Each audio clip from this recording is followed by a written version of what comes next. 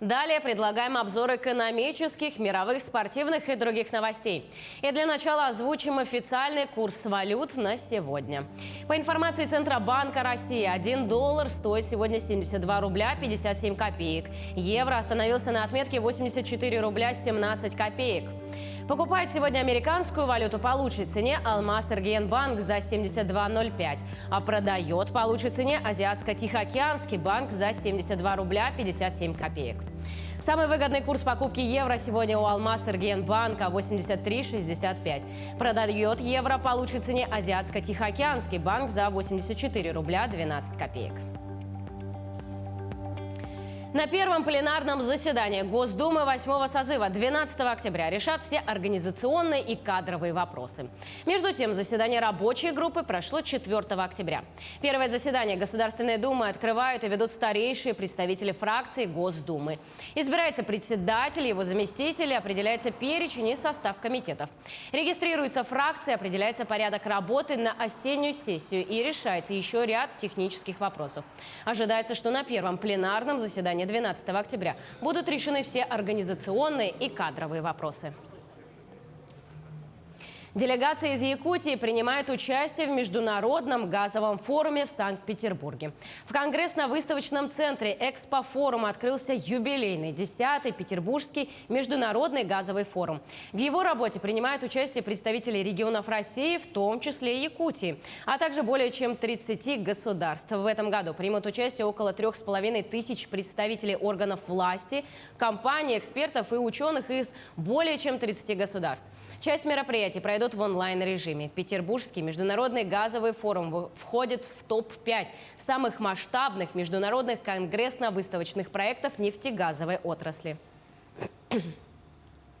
Глава Якутска Евгений Григорьев поручил усилить отлов безнадзорных собак перед стартом всероссийской переписи населения. Особое внимание служба отлова обратила на частный сектор. О том, справляется ли пункт передержки с поставленной задачей, расскажет Саргалана Неустроева. Основной этап переписи населения стартует 15 октября. Эту 12-ю по счету перепись специалисты называют последней бумажной и первой цифровой. Теперь отметиться можно самостоятельно через портал госуслуги или в любом отделении МФЦ. Тем не менее, в труднодоступных районах работники службы государственной статистики все еще действуют по старинке. Переписчики будут работать не на бумажных, а с планшетами. На бумаге останутся те районы, где плохая связь, дороги и так далее. Там будут переписаны, и уже переписались на бумажных, но они все равно, эти данные вводятся в планшеты, где уже заложена программа вот по этим листам. Между тем, механизм работы переписи еще не настолько продвинулся, чтобы переписчик и вовсе перестал ходить по адресам. Здесь главная проблема – частный сектор. Как правило, в таких районах много собак на самовыгуле, которые могут представлять потенциальную опасность для переписного персонала. Конечно, боимся, так как я с Табаги, у нас очень много частного сектора, да, где действительно очень много собак, но мы работаем с населением, мы их предупреждаем о том, что будут ходить переписчики, и просим, чтобы они своих собак держали на привязи, чтобы можно было зайти в ограду и дальше пройти в дом. Для того, чтобы облегчить работу переписчиков, глава города Евгений Григорьев поручил усилить отлов безнадзорных животных. Тем не менее, работа эта проводилась и ранее. Только за последний месяц пункт передержки принял 286 собак. По закону, через месяц они снова будут выпущены на улицы города. Будет одна бригада работать четко по графику, а вторая бригада будет отрабатывать частный сектор. Именно вот там, где проблемные зоны, где часто они, собачки, встречаются. Попробуем, но очень много там наших чипированных уже собак, то есть это прошедшие программу СВВ, поэтому их, естественно, трогать никто не будет, их кормят там какие-то жильцы домов рядом стоящих, поэтому собаки на каких-то кураторствах уже у всех. Не стоит забывать и о сезонном увеличении популяции безнадзорных животных. Так, по словам Екатерины, система чипирования собак поможет только в долгосрочной перспективе. И то, если не вмешается один очень важный фактор – недобросовестные хозяева, чьи питомцы, будучи на самовыгуле, могут оставлять бездомное потомство. Здесь нужны строгие строгий закон, строгое наказание к тому, чтобы люди уже побаивались выпускать своего питомца на самовыгул. Была планерка, да, общая, и я попросила, чтобы в перепись населения вошли, помимо людей, вошли и животные, переписали, там поставили где-то галочку кот, собака, к примеру. Сейчас раз в 10 лет такое бывает, да, уникальная возможность именно сейчас ей воспользоваться. Мне отказали, сказали, это направлено только на людей. Но я считаю, этот вопрос вообще надо рассмотреть. А пока возможность иметь домашнее животное в республике никак не отрегулирована, сотрудники пункта передержки продолжат работать по всему городскому округу и пригородах Якутска. Как признается Екатерина, многие собаки в пункт передержки возвращаются уже самостоятельно и практически считают его своим домом. Саргалана Неустроева, Артем Алексеев, Якутск. Совещание по проведению всероссийской переписи населения также прошло и в Нерюнгри.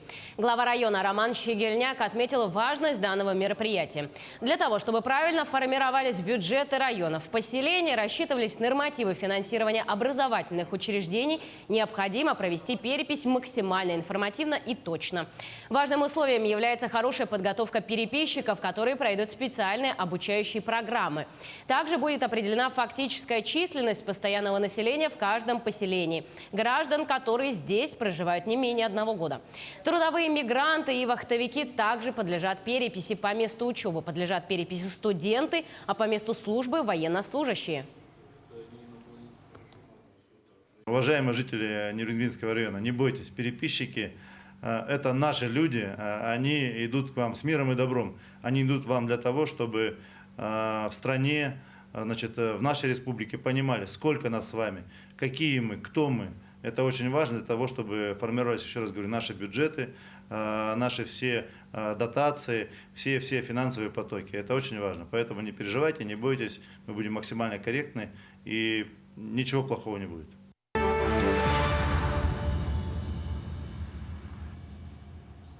Переходим к мировым новостям. Недавно в Стокгольме стартовала Нобелевская неделя. Нобелевская премия по медицине присуждена за открытие рецепторов температуры и осязания. Авторы исследования Дэвид Джулиус и Ардем Патапутян из США. Они получат на двоих более $1 миллиона. Подробности открытия расскажет Анастасия Дмитриева. Американские ученые Дэвид Джулиус и Ардем Патапутян стали лауреатами Нобелевской премии 2021 года по медицине и физиологии за открытие рецепторов температуры и осязания. Имена объявил в понедельник Нобелевский комитет Каролинского института Стокгольма.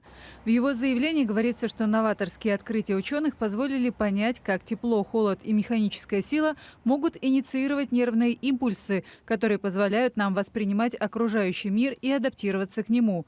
Эти знания используются для разработки методов лечения широкого спектра заболеваний, включая хроническую боль, добавил комитет. Дэвид Джулиус родился в 1955 году в Нью-Йорке. Он провел исследования в Калифорнийском университете в Сан-Франциско, где и находится до сих пор. Ардем Патапутян родился в 1967 году в Бейруте, в Ливане. В юности он переехал в Лос-Анджелес, в США. Он сделал свою работу в Scripps Research в городе Ла-Хойя в Калифорнии, где трудится и сейчас. Исследователи получат 10 миллионов шведских крон или $1 150 000. Объявление лауреата премии в области физиологии и медицины ежегодно открывает Нобелевскую неделю. Премия получила название в честь изобретателя динамита Альфреда Нобеля и впервые была вручена в 1901 году в соответствии с его завещанием выдавать награды за достижения в области науки, литературы и миротворчества. Перенесемся в Австралию. Мельбурн установил мировой антирекорд по продолжительности локдауна. Столица штата Виктория на востоке Австралии находится на карантине в общей сложности 246 дней. Каково быть владельцами такого рекорда, узнавали наши коллеги. Австралийский Мельбурн установил мировой рекорд по продолжительности локдауна, опередив Буэнос-Айрес. Об этом сообщают местные издания. По данным на 4 октября, с начала пандемии жители столицы штата Виктория в общей сложности находились в условиях ограничений 246 дней. В аргентинском мегаполисе продолжительность карантина была на 2 суток меньше. В Виктории сейчас действует уже 6-й по счету локдаун. Ситуация с коронавирусом ухудшается. Власти заявили, что причиной очередной вспышки отчасти стали болельщики, которые собрались посмотреть финал Австралийской футбольной лиги. День перед этой игрой в штате – официальный праздник, и многие, несмотря на запреты, устраивали вечеринки. Это привело к двукратному росту числа инфицированных. В понедельник в регионе выявили более 1300 новых случаев коронавируса. 4 человека скончались. Причем почти половина заболевших – пациенты в возрасте от 10 до 29 лет. Правительство Австралии рассчитывает снять все противоковидные ограничения, включая запреты на поездки, когда будут полностью вакцинированы 80% населения страны старше 16 лет. Ожидается, что эта цель будет достигнута в середине ноября. На очереди еще один пандемийный рекорд. Начало международного проката нового фильма «Бондианы. Не время умирать» ознаменовалось новым рекордом эпохи пандемии. За первый уикенд на международном рынке картина заработала более 119 миллионов долларов без учета Китая и США, крупнейших кинорынков мира, где выход состоится на несколько дней позже. Подробности в сюжете далее. Новый фильм о Джеймсе Бонде «Не время умирать» собрал в мировом прокате почти 120 миллионов долларов в первые же выходные. Причем без учета данных из Китая и США, крупнейших кинорынков мира. Это ознаменовало новый рекорд эпохи пандемии. Премьера 25-го фильма о Бонде, производство которого оценивается в 200 миллионов долларов, трижды откладывалось из-за коронавируса. Долгожданное событие состоялось в Великобритании и Ирландии в четверг. Согласно пресс-релизу NBC Universal, за первые сутки фильм с Дэниелом Крейгом собрал чуть более 90 миллионов долларов. «Не время умирать» выйдет в кинотеатрах России 7 октября, Северной Америки днем позже. Священники благословили животных в Рио-де-Жанейро. Во время церемонии святой водой окропили кошек, собак и даже змею. Для чего, как и зачем, расскажет Андрей Санников. В Рио-де-Жанейро прошло массовое благословение животных. Святой водой окропили кошек, собак и даже змею. Ежегодно это мероприятие проходит в одной из церквей в день памяти святого Франциска Азийского, который считается небесным покровителем экологов. Он родился в Италии в 1182 году и был известен своей любовью к природе. Считал, что домашние животные и скот также нуждаются в благословении.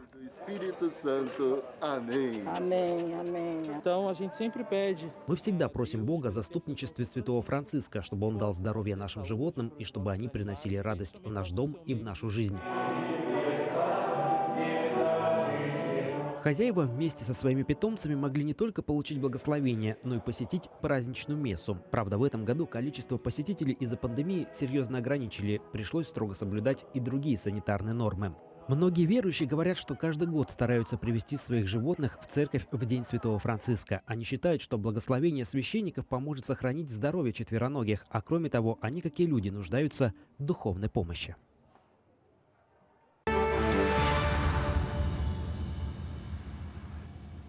Возвращаемся в Россию. Более 2000 школьников из 5 пилотных регионов станут участниками образовательного проекта по изучению языков программирования. Минцифры России и Университет 2035 запускают пилотный проект по обучению школьников языкам программирования на бесплатных курсах.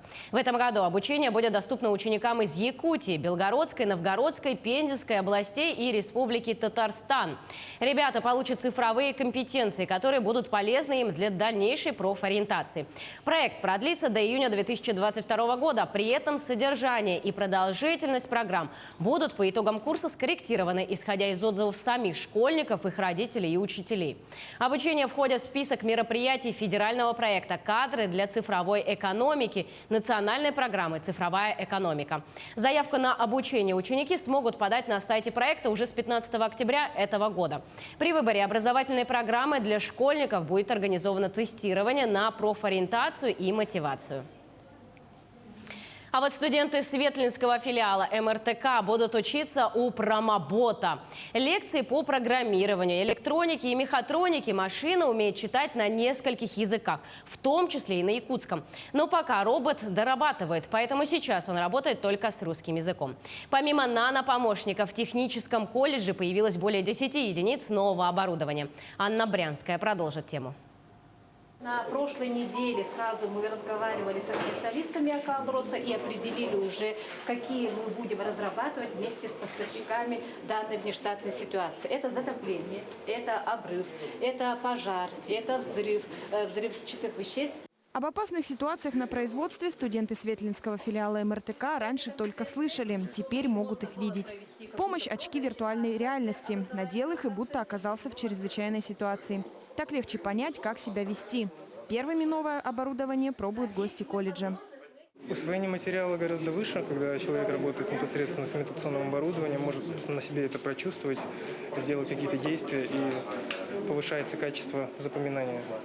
Высокотехнологичное оборудование заняло 4 мастерских. Их открыли в Светлинском колледже на базе МРТК. Здесь, как на экскурсии инноваций, в первом зале имитация 5 рабочих мест. Все связаны с подземным слесарством. Очень долго ждали оборудования, доготовились к нему, не собирали до этого такие схемы, было очень интересно. В нашем случае это запуск двигателя через основное напряжение сети в пускатель магнитный, который дает нам с 220 вольт 380. Также он может давать 660 вольт. Мы его запускаем через такое вот устройство. Это называется устройство плавного пуска. Во второй мастерской – электросчетчики. На вот этих стендах уже они монтируют сами счетчики, саму электроустановку, как это происходит на каких-то либо предприятиях, уменьшенная модель, чтобы человек понимал, когда ему дают руки отвертку, чтобы он смог это все повесить, закрепить и сделать. Раньше студенты практиковались по 10 направлениям. Теперь появились еще 4 мастерские. Профессиональное оборудование стоимостью более 44 миллионов закупили в рамках национального проекта «Образование». 9,5 миллионов оплатили партнеры. В кабинете промышленной робототехники есть вот такой промо-робот. Сейчас он нас встречает танцами, музыкой. Но помимо танцев он умеет разговаривать, он может читать лекции, он знает несколько языков. В нем запрограммировано очень много важной полезной информации. Студенты сюда могут приходить, разговаривать с ним и получать полезную информацию. Лаборатория промышленной робототехники сделана по стандартам WorldSkills. На месте можно сдавать демо-экзамены. Роботы-манипуляторы научат дуговой, токарно-точечной сварке, работе со станками. Сегодня мы открыли мастерские, связанные с добычей нефти, коих нет у нас в республике. Это еще один большой шаг. Все, что здесь запланировано в рамках национальных проектов и нацпроекта образования, реализовано в полном объеме. И здесь, конечно, есть огромная поддержка со стороны промышленных компаний, компании «Алроса», «Роснефть» и наших партнеров в администрации Мирнинского района. Если мы работаем так, вместе, дружно, то все получается. Одна из главных задач мастерских – обучать студентов для местных промплощадок. В горнодобывающей промышленности есть специальности, требующие особой технической подготовки. Теперь она доступна в Светлинском колледже. Анна Брянская, Алексей Меркулин, телеканал «Алмазный край».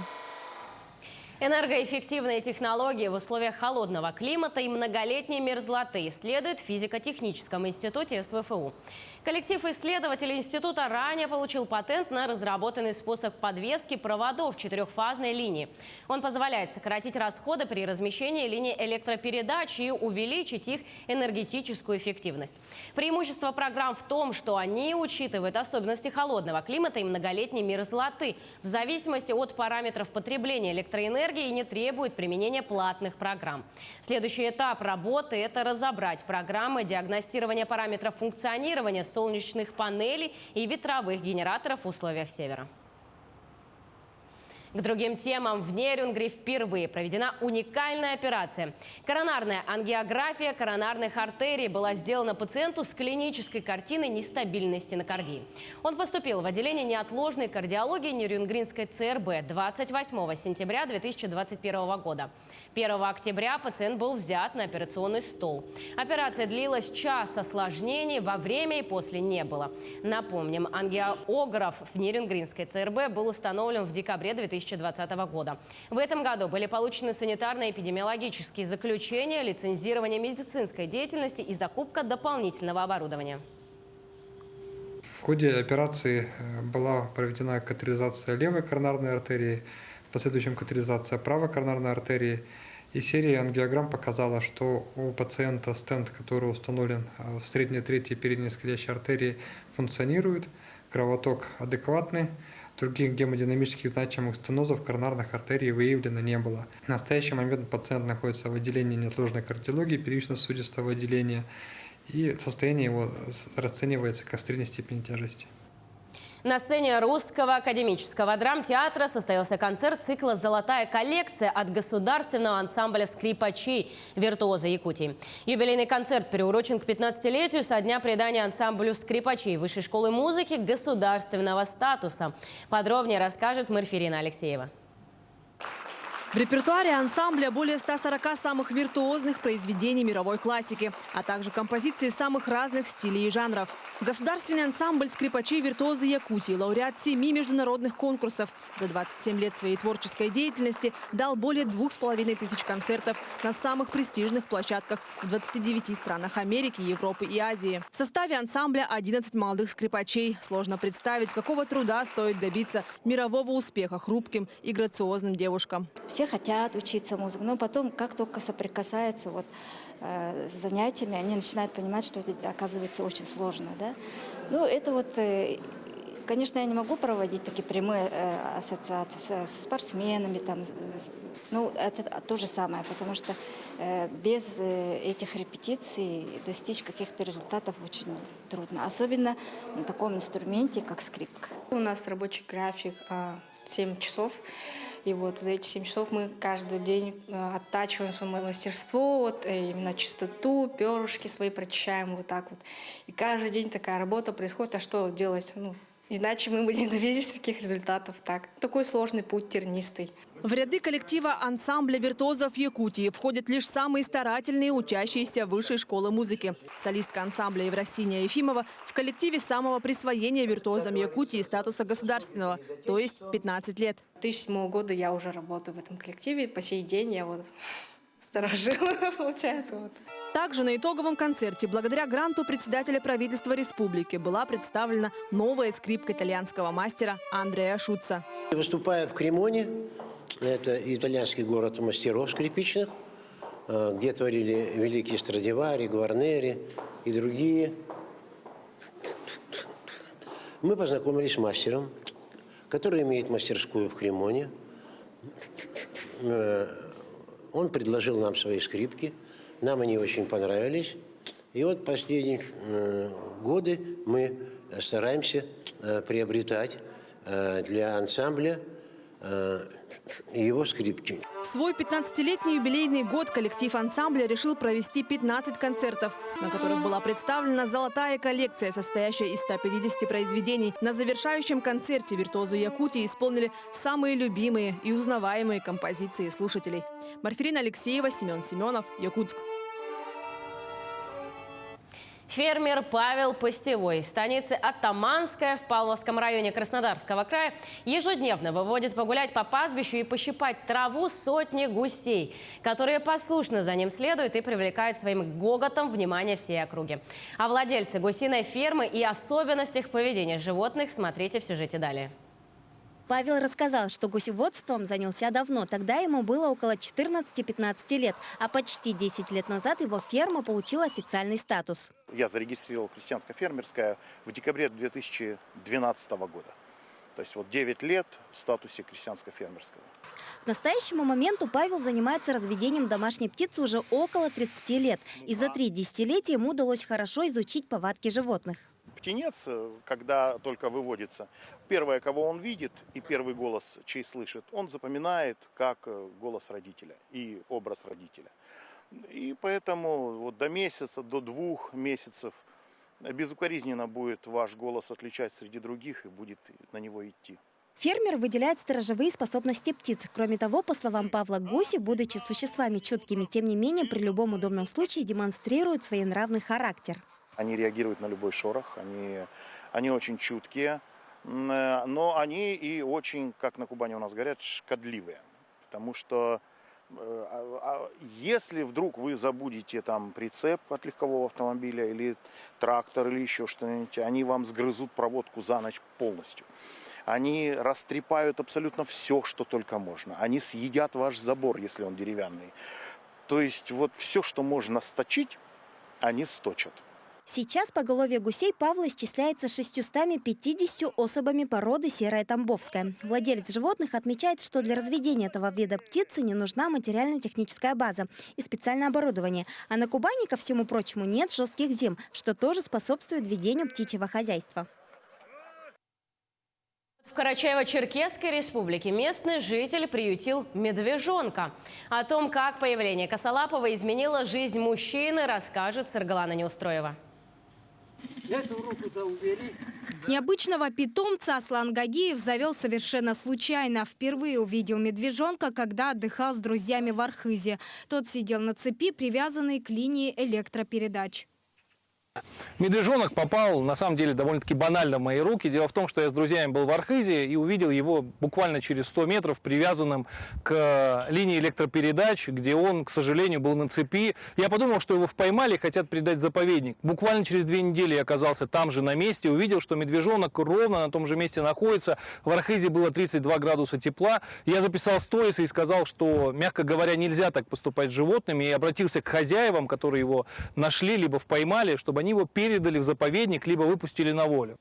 Позднее Гагиеву перезвонили из компании Россети и сообщили, что от медвежонка отказались хозяева, и мужчина принял решение взять детеныша к себе. В аппетите косолапому равных нет. Ради такого питомца Аслану пришлось пересмотреть свой распорядок дня.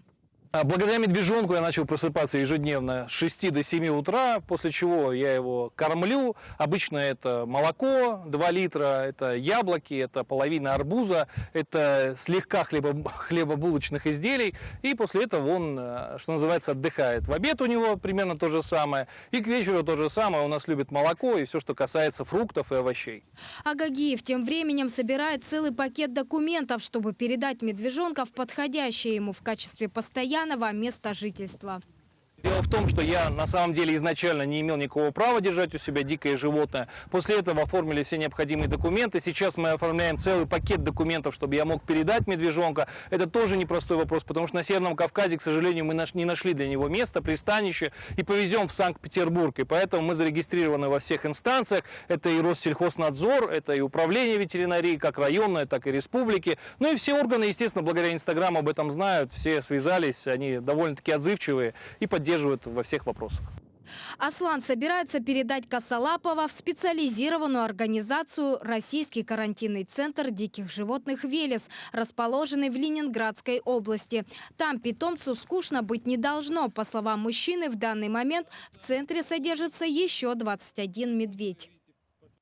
Звезды в космосе. Корабль «Союз-МС-19» с 3 членами экипажа долетел до Международной космической станции по двухвитковой схеме и пристыковался к модулю «Рассвет». Кораблю не удалось пристыковаться в автоматическом режиме. Сближение и причаливание прошло в режиме телеоператорного управления. На борту находятся российский космонавт Антон Шкаплеров, а также актриса Юлия Пересильд и режиссер Клим Шипенко. Актриса и режиссер планируют снять космическую драму под рабочим названием «Вызов» о женщине-враче, которая летит на орбиту для спасения жизни космонавта. В съемках фильма будут принимать участие российские космонавты. Подготовку к этому полету режиссер и актриса вели на протяжении нескольких месяцев. На станции они проведут 12 суток. К новостям спорта. Оргкомитет зимних Олимпийских игр в Пекине допустит к участию в соревнованиях спортсменов, привитых российскими вакцинами.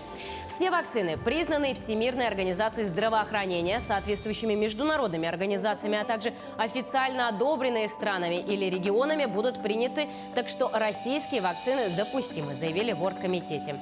Олимпийские игры пройдут с 4 по 20 февраля следующего года без иностранных болельщиков. Билеты будут продавать исключительно зрителям, проживающим на материковой части Китая. Страховой или не страховой случай. Мы слышим эти фразы практически каждый день. Люди страхуют свое имущество, недвижимость, здоровье и даже жизнь. Страховка так прочно вошла в наш быт, что порой мы даже не задумываемся, как и почему появилась эта профессия. Оказывается, ежегодно 6 октября многие российские специалисты, работающие в сфере страхования, отмечают профессиональный праздник День страховщика. 6 октября 1921 года начал свою деятельность Госстрах РСФСР. В итоге эту дату приняли в качестве дня основания страховой деятельности в России. Какие еще события отмечают в этот день, смотрите далее. На календаре 6 октября, и в этот день празднуют Всемирный день охраны мест обитания, День российского страховщика, День поминовения в Туркменистане. По народному календарю в этот день отмечали память девы Раисы Ираиды Александрийской. На Руси существовал интересный обычай для этого дня. Люди, у которых были проблемы с деньгами, гадали о своей судьбе по воде. В то же время это считалось делом бесполезным, и пересчитывать свои беды было вовсе запрещено. Говорили, сколько насчитаешь, столько и накликаешь. Приметы. С Ираиды начиналась настоящая холодная осень. Хозяйки готовили блюда на левушке. Также старались привлечь удачу. Чтобы быть с прибылью, в кошелек клали монету с изъяном. В этот день Наполеон даровал новую конституцию Голландии. В Париже открыто кабаре «Мулен Руж». В Нью-Йорке прошла премьера первого звукового фильма «Певец джаза». Войска 3-й ударной армии Калининградского фронта освободили город Невель. Футболисты киевского «Динамо» стали обладателями Суперкубка Европы. Начало работу приложение Instagram. Родились в этот день Луи Филипп I, король Франции. Михаил Бабушкин, советский полярный летчик, герой Советского Союза. Джанет Гейнор, американская актриса, первая обладательница премии «Оскар». Сергей Соболев, русский, советский математик, кибернетик, герой социалистического труда. Борис Михайлов, советский хоккеист, двукратный олимпийский чемпион, заслуженный мастер спорта и заслуженный тренер России. Екатерина Градова, советская актриса театра, кино и телевидения. Дмитрий Губерниев, российский телеведущий, спортивный комментатор, лауреат премии ТЭФИ. Именины празднуют Андрей, Иван, Иннокентий, Ираида, Петр, Раиса, Николай. С 4 октября в республике стартовал отборочный этап 7-го национального чемпионата по профессиональному мастерству среди инвалидов и лиц с ограниченными возможностями здоровья «Обилимпикс-2021». Из Якутии за право участвовать в чемпионате поборются 26 участников по 23 компетенциям в 3 категориях – школьники, студенты и специалисты. Продолжит тему наш корреспондент Саргалана Неустроева. Она на прямой связи со студией. Светлана, приветствую. Ждем от тебя подробностей. Валерия, приветствую. Сейчас я нахожусь на одной из площадок проведения регионального отборочного этапа национального чемпионата «Обилимпикс». Это Якутский индустриально-педагогический колледж, где в скором времени начнутся соревнования по компетенции ремонт и обслуживание автомобилей. Надо сказать, что это 3-я компетенция, которая проходит в рамках отборочного тура, этапа. Стартовал же чемпионат с компетенцией вязания крючком, участие в котором приняла двукратная призерка регионального чемпионата «Обилимпикс» Валерия Кривошапкина. При этом в связи со сложной эпидситуацией было принято решение о проведении очно-дистанционного формата состязаний. Подробнее же о том, как проходит чемпионат, вообще как формат повлиял на проведение его, нам расскажет Кирилл Степанович. Кирилл, здравствуйте. Расскажите, пожалуйста, очно-дистанционный формат. Не помешает ли он участникам, не повлияет ли на оценки экспертов? Ну, конечно, он может повлиять, потому что здесь стопроцентного оценивания уже не будет. И тут еще сказано то, что если же нарушение связи у нас будет, то есть нас сразу аннулируют. Да? Вот в этом тоже большие проблемы у нас имеются. Ну а так вот к чемпионату, к отборочному этапу мы готовы. В «Обилимпикс» мы принимали участие в этом году первый раз в республиканском этапе. Наш студент вот занял 2-е место. Победителем был студент автодорожного техникума, но по состоянию здоровья он, к сожалению, не смог принять участие в отборочном чемпионате. И вот представлять республику будет уже наш студент Соборайкин Станислав. Вот. А в целом, как республика себя показала в прошлые годы участия в чемпионате? Ну, в 2019 году Республика Саха по компетенции ремонта и обслуживания автомобилей студент Нерингринского училища, то есть он получил занял 2-е место вот в финале России. Ну, сейчас мы вообще на какие места рассчитываем? Есть ли шансы выйти в финал, а потом уже на международную арену? Ну, вообще участников в этом году 54. Из них в финал пропускает 5 человек. То есть, ну, мы постараемся со всей силы, то есть примем участие, как вот, покажем свои результаты, посмотрим, как что это будет происходить. Ну, у нас World Skills есть, вот Обилимпикс. Они все направлены на популяризацию работы вот именно такой практической, да. В целом, как вот эта вот стезя, практическая работа, связана с каким-то физическим трудом, с какими-то физическими умениями, сказывается на работодателях местных, на вот это вот развитие именно в плане участия людей с ограниченными возможностями здоровья. Ну, данный конкурс, вот Обилимпикс, именно целенаправлен на то, чтобы эти соревнования проводятся с людьми с ограниченными возможностями здоровья и инвалидами.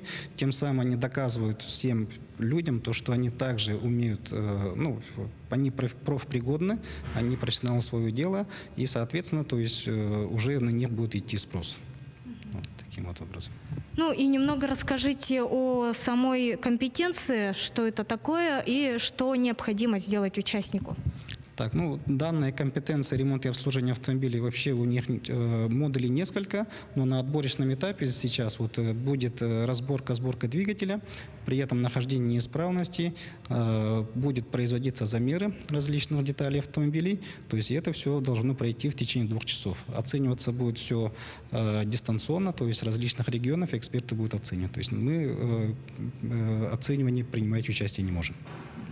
2 часа это много, мало вообще, если вот какие-то среднерыночные. Ну, время, конечно, сжатое, но такие стандарты, то есть, и поэтому мы должны уложиться в течение 2 часов, сделать все возможное. Там оценивается именно не только то, что вы закончили операцию полностью, а там оценивается каждая операция. То есть открутили болты отдельные, спецодежда имеется отдельная, да, то есть неисправности нашли отдельные. То есть все, что он успеет сделать в течение 2 часов, вот это все у него будет оцениваться. Спасибо. Ну и теперь мы узнаем о настроении участника у самого Станислава. Он как раз находится рядом. Станислав, здравствуйте. Расскажите, пожалуйста, как вообще ощущения? Не волнуетесь перед участием? Я волнуюсь, но думаю, что я попаду в финал. Вообще, как подготовка проходила? К чему готовы? А чего, ну, к чему нет? Чего вы ожидаете? Подготовка меня учили Сергей Иванович и Павел Павлович. Я думаю, что я успею за 2 часа и покажу хорошие результаты. А как долго проходила подготовка? Там какие результаты показывали? В каком? В региональном я участвовал в Нюрнберге. Я там занял 2-е место. И в связи с... Да. Я буду принимать участие вместо другого, да, который не смог. Вообще, расскажите немножко о себе, кем желаете стать, да, какую профессию и на кого учитесь? Я учусь на механика, мастер ремонта автомобилей. Уже 2-й курс, класс МРА-09. И вот. А практику где-нибудь проходите? Практика, вот, я тренировался. И... Здесь, на базе колледжа, да? Да, в ЕПК. А вообще, чем привлекает вас вот эта вот профессия? Почему именно? Это же очень такое грязное дело, да? Всегда вот руки в масле каком-то, где-то там что-то тяжелое нужно потаскать. Почему именно вот эта вот автомобильная стезя? Если я стану врачом, и у меня будет машина, я буду сам его ремонтировать, обслуживать без надобности на автослужбе. Ну, сейчас, на ваш взгляд, какая такая самая лучшая машина, которую вы мечтаете, может, в скором будущем получить, которую легче всего ремонтировать? Ну, я хочу получить...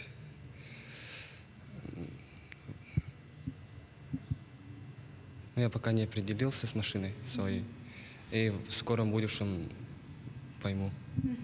Спасибо, Станислав. Ну, в целом, отборочный этап регионального чемпионата «Обилимпикс 2021» завершится 17 октября.